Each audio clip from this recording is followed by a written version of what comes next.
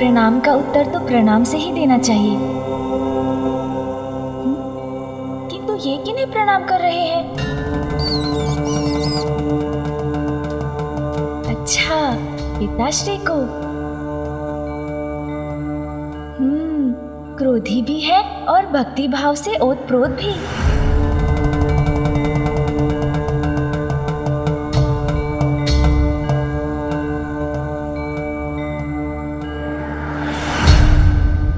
किंतु इनकी मनसा क्या है?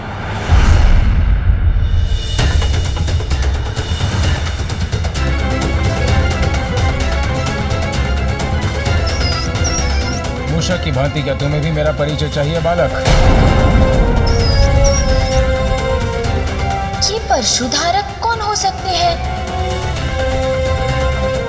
ऋषि जमदग्नि और उनकी पत्नी देवी रेणुका के 5वें और असाधारण पुत्र है परशुराम।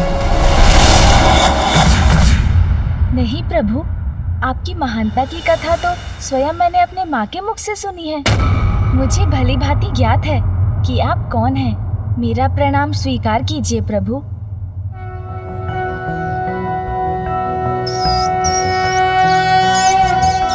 शत शत नमन श्री परशुरामा, अभिनंदन श्री परशुरामा। पाप के काल आवेग अधीशा, विष्णु के अवतार पुरुषा। शिव के भक्त श्री परशुधारी, गणपति नमन करे आभारी। मात पिता के सेवक परमा, धर्म परायण नाशी अधर्मा। शत शत नमन श्री परशुरामा, अभिनंदन श्री परशुरामा।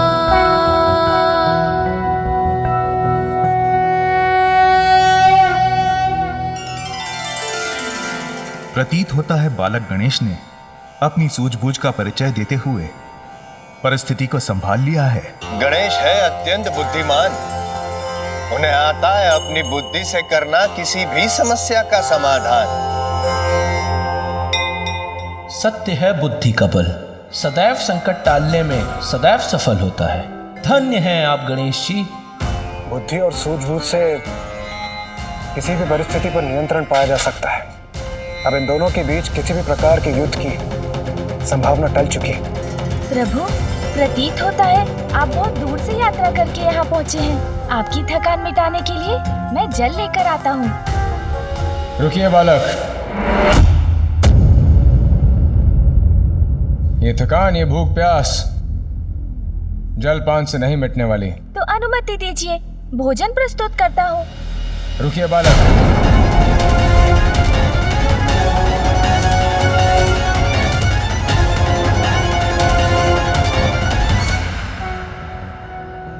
नागेन्द्रहाराय त्रिलोचनाय भस्मांगरागाय महेश्वराय नित्याय शुद्धाय दिगंबराय तस्मै नकाराय नमः शिवाय।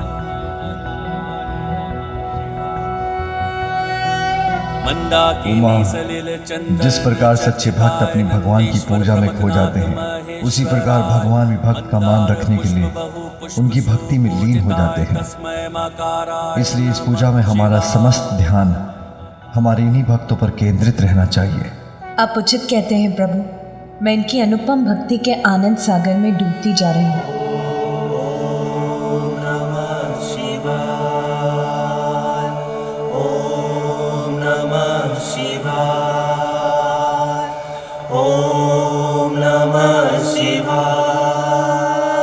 अंतरात्मा की भूख, अंतरात्मा की थकान जल और भोजन से नहीं मिटती बालक। अंतरात्मा की थकान और भूख प्रभु? हाँ बालक, इसे मिटाने का एकमात्र उपाय है महादेव के दर्शन। रुक जाइए प्रभु।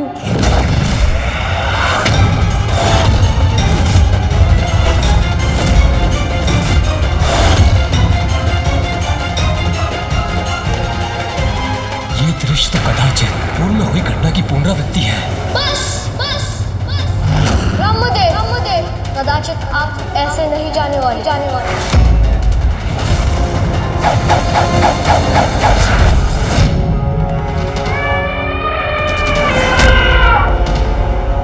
मुझे रोकने का दुस्साहस किया है तुमने बालक। दुस्साहस नहीं प्रभु, आपसे रुकने का निवेदन मात्र किया है मैंने। अभी मैं आपको भीतर नहीं जाने दे सकता। भीतर जाने के लिए आपको प्रतीक्षा करनी होगी। क्यों मुझे अपने प्रभु के दर्शन के लिए प्रतीक्षा करनी होगी? क्यों? क्योंकि प्रभु महादेव और माता पार्वती एक विशेष पूजा में व्यस्त है। प्रभु, हम कैलाश में उमा महादेव की पूजा करने के इच्छुक हैं। आपको इस पूजा की अनुमति है पुत्र गणेश। बालखिल ऋषि की पूजा शांतिपूर्वक संपन्न हो। कैलाश में होने वाले आवागमन से इनकी पूजा में कोई विघ्न न आए। इसका संपूर्ण दायित्व तुम्हें ही संभालना होगा। इस समय वहाँ किसी का प्रवेश उनकी आज्ञा का उल्लंघन होगा। हाँ, वे विशेष पूजा कर रहे हैं। हाँ प्रभु।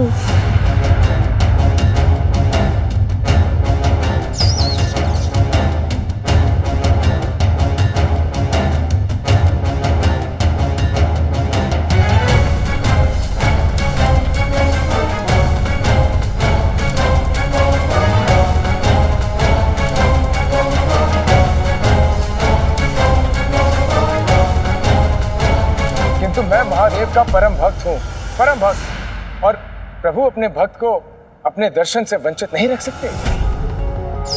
इसलिए मुझे जाने दो बालक। मैं प्रभु की भक्ति का, उनकी पूजा का मान रखूंगा। मैं उनकी पूजा में कोई विघ्न नहीं आने दूंगा, कोई विघ्न नहीं डालूंगा, ये मेरा वचन है। बस दूर से ही महादेव के दर्शन कर अपनी आत्मा को तृप्त कर लूंगा।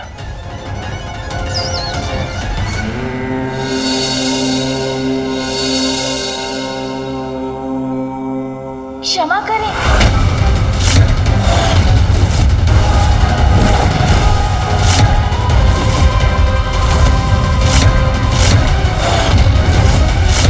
किंतु इसकी अनुमति नहीं दे सकता मैं आपको। अनुमति की आवश्यकता नहीं है मुझे। मैं महादेव का परम भक्त हूँ। महादेव स्वयं अपने इस भक्त की गुहार सुनकर मुझे अपने समीप बुला लेंगे।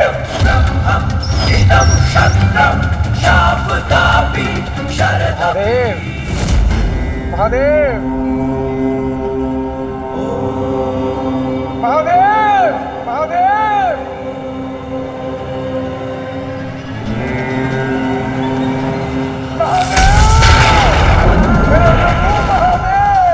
यदि ये इस प्रकार चित्कार करेंगे तो पिताश्री की पूजा में बाधा उत्पन्न हो सकती है।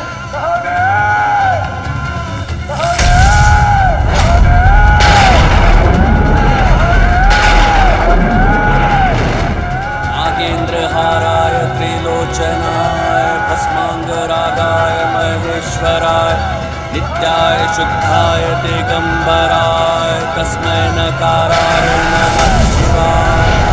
मंदाकिनी सलिल चंदन चर्चिताय नंदीश्वर प्रमथनाथ महेश्वराय मंदार पुष्प बहु पुष्प सुपूजिताय तस्मै नकाराय नमः शिवाय। प्रतीत होता है प्रभु ने मेरी पुकार सुन ली। अब स्वयं मुझे दर्शन देने आ रहे हैं।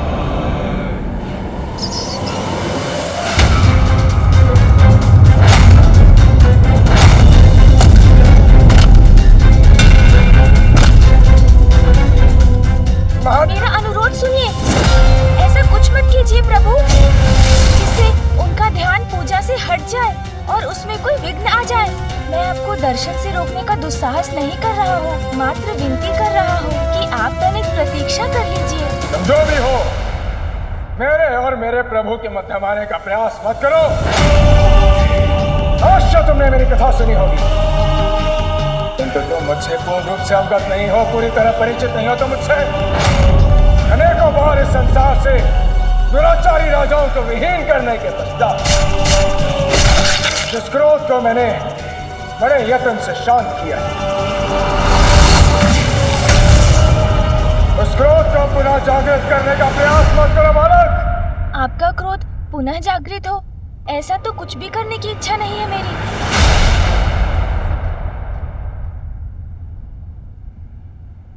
रुक जाइए।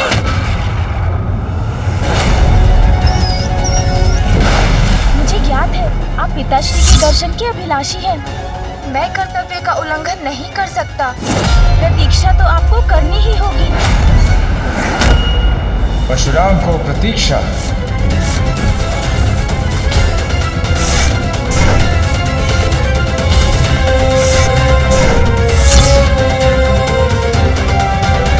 अपने प्रभु के दर्शन करने को प्रतीक्षा नहीं कर सकता मैं।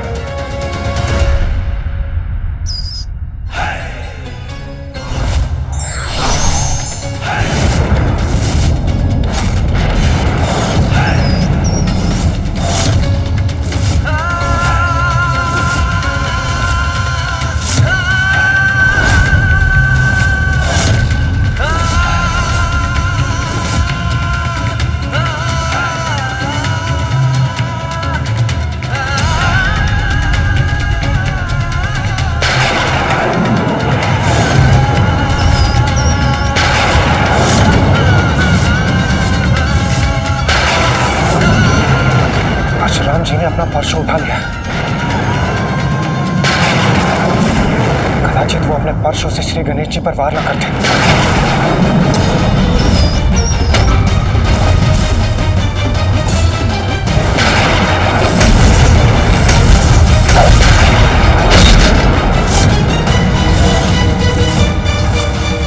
उसकी घटना को स्मरण कर सिहर रहा हूं मैं। कैसे रोकूं इस अनर्थ को?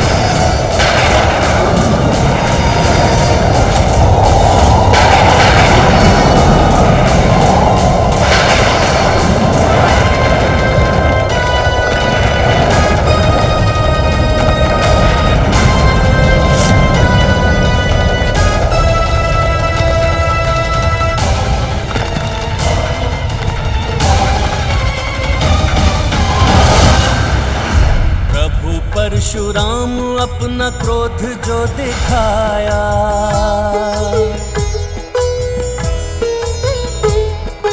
धरती पे परशु मारा थल थर थराया।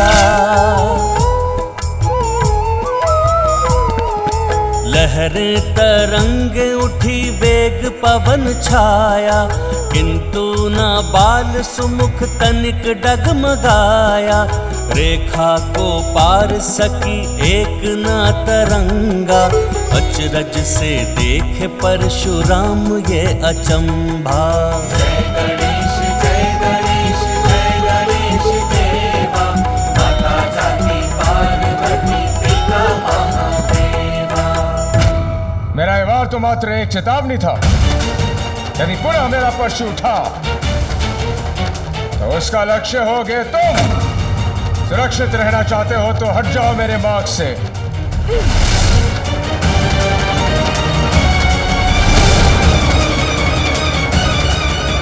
इनके क्रोध को शांत कर किसी प्रकार इन्हें मनाना होगा। प्रभु, मुझे ज्ञात है आप अपने प्रभु के दर्शन के लिए व्यग्र हो रहे हैं, किंतु क्रोध तो भक्ति भाव में भी अभाव उत्पन्न कर देता है।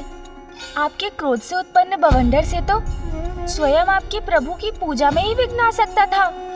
इसीलिए मैं आपसे आग्रह करता हूँ, आप अपने क्रोध को शांत कीजिए और पूजा संपन्न होने की प्रतीक्षा कीजिए। भक्ति भाव लेकर अपने प्रभु के दर्शन के लिए यहाँ आया और अपने परशु की शक्ति से अशांति उत्पन्न कर बैठा। माता पार्वती नंदन विनायक ने तो पूर्व में महादेव को भी अभिमानवश रोक दिया था, किंतु प्रथम देव श्री गणेश तो इसके विपरीत परशुराम जी के साथ विनम्रता और बुद्धिमानी का परिचय दे रहे हैं।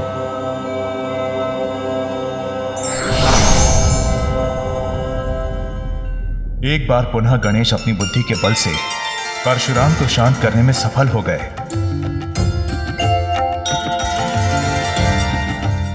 धन्यवाद मेहदी, अथंभव बना दिया उन्होंने।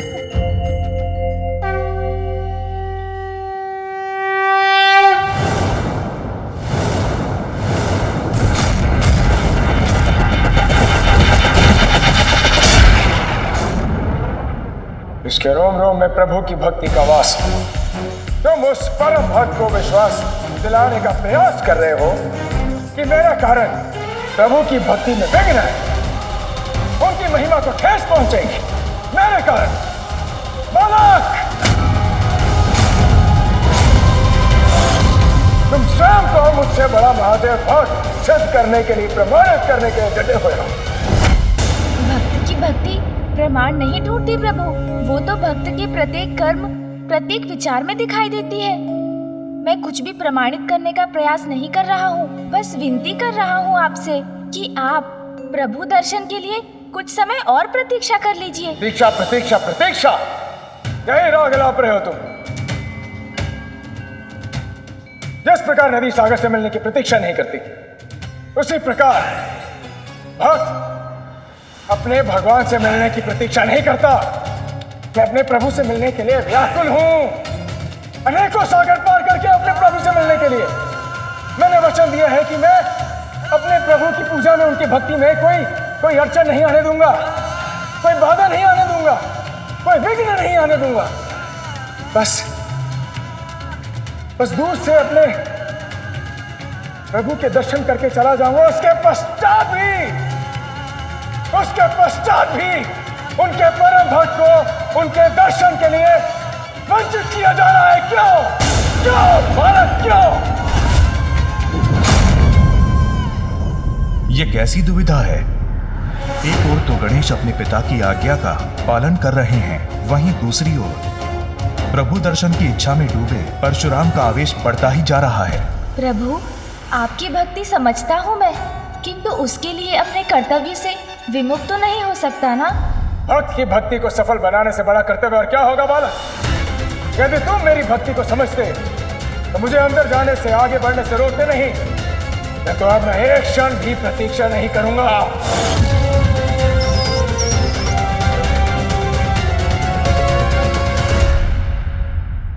अब मैं स्वयं तुम्हें अपने मार्ग से हटाऊंगा बालक।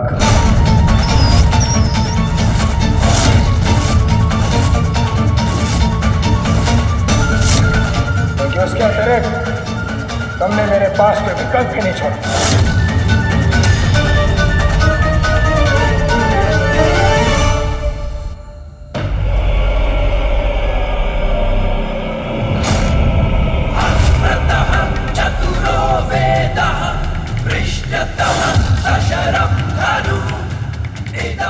स्वामी, परशुराम जी अब ये क्या करने जा रहे हैं?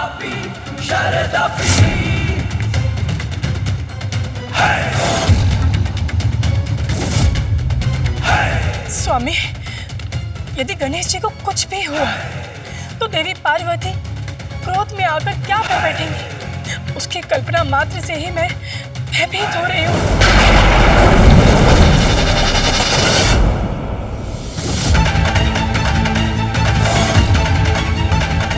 ये क्या?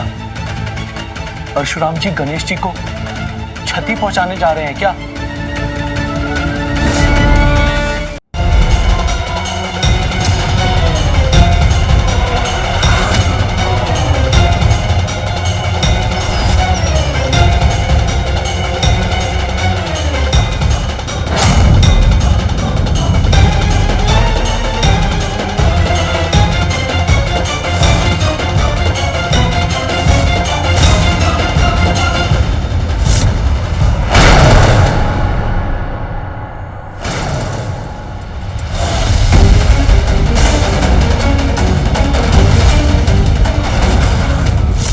कैसे संभव है? अपनी संपूर्ण शक्ति का प्रयोग करने के पश्चात भी मैं इस बालक को नहीं हिला पा रहा हूं।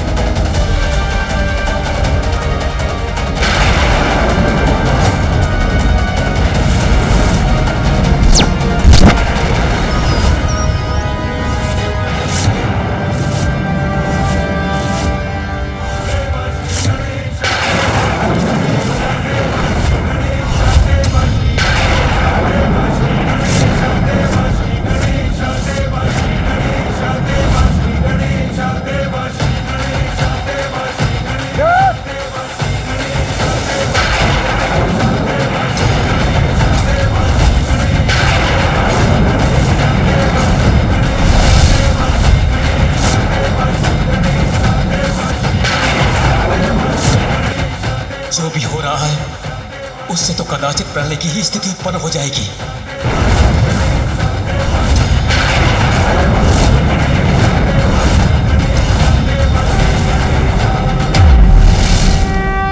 भगवान की भक्ति भी मर्यादा का पालन करने पर ही सफल होती है।